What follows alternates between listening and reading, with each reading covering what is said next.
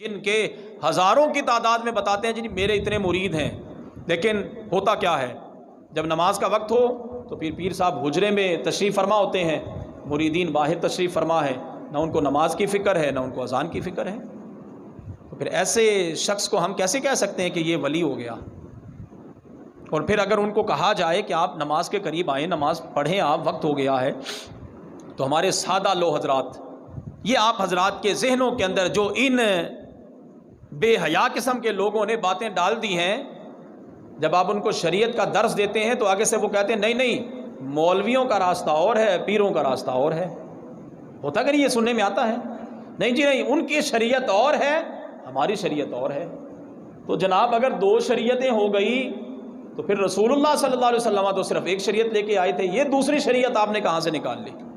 اگر کوئی ایسا شخص ہے کہ جو یہ کہتا ہے میرے ہزاروں مرید ہیں، تو پھر وہ نماز کے خود بھی قریب نہیں آتا، اس کے مریدین بھی نماز کے قریب نہیں آتے، تو پھر ایسے حضرات کو چاہیے وہ آج سے ہی توبہ کر لیں اور اس شخص کی جان چھوڑ دیں، اور اسے بھی سمجھائیں، خود بھی سمجھ جائیں کہ آپ بھی جہنم کا ایندھن بن رہے ہیں، ساتھ ساتھ ہمیں بھی جہنم کا ایندھن بنا رہے ہیں۔ عرف کے اندر ہوتا کیا ہے، سال کے بعد عرس مبارک ہوا، مریدین بڑے جوش و جذبے کے ساتھ سارا سال لنگر اکٹھا کریں گے، لنگر اکٹھا کرنے کے بعد جا کے پیر صاحب کی خدمت اقدس میں پیش کر دیں گے، اور پیر صاحب کی حالت کیا ہے، وہاں عرس پر جا کر ہم دیکھتے ہیں کہ وہاں پر تو گھوڑوں کا ناچ ہو رہا ہے، یہ ولایت ہے؟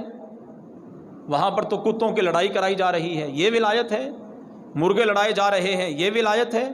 وہاں پر چرس کے گھوٹے چل رہے ہیں، یہ ولایت ہے؟ شرابیں عام چل رہی ہیں، یہ ولایت ہے؟ نہ جانے والوں کو حیا آتی ہے، نہ جو وہاں پر گدی نشین مسند تخت پر تشریف فرما حضرات ہیں، نہ ان کو حیا آتی ہے۔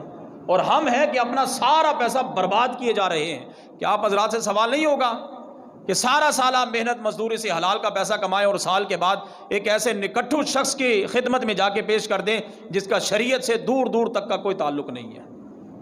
آپ کے قرب میں ایک بندہ بھوک کی وجہ سے مر گیا، آپ نے سارا سال اس کو نہیں پوچھا، نہیں، سال کے بعد بکرا دینا ہے تو پیر کے چوکھٹ پہ جا کے بکرا دینا ہے۔ تو یہ کون سی مسلمانی اور یہ کون سی شریعت اور طریقت آ گئی؟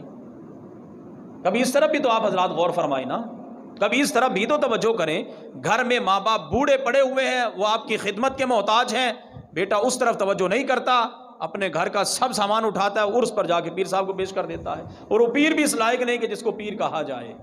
اگر تو ہو وہ تو سبحان اللہ، اگر واقعی ولی ہے جس کی تعریف و توصیف اللہ رب العالمین نے قرآن کریم فرقان حمید کے اندر بیان فرمائی، جن کی تعریفات خود رسول اللہ صلی اللہ علیہ وسلم نے بیان فرمائی، اگر ایسے حضرات ہوں تو پھر ان کی تو بارگاہ میں بیٹھنا بھی ثواب ہے، ان پر ہم تذکرہ بھی کرتے ہیں۔